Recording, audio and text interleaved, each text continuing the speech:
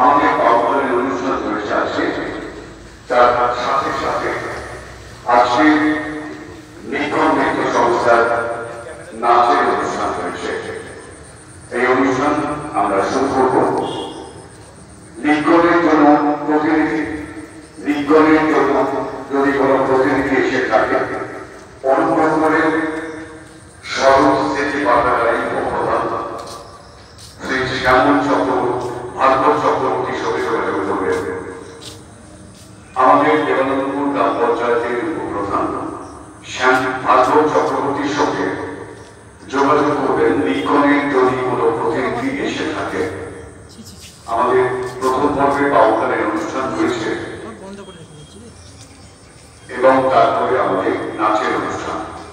এছাড়া আগামীকাল বিকেল 4টের সময় আমাদের অনুষ্ঠান শুরু হবে।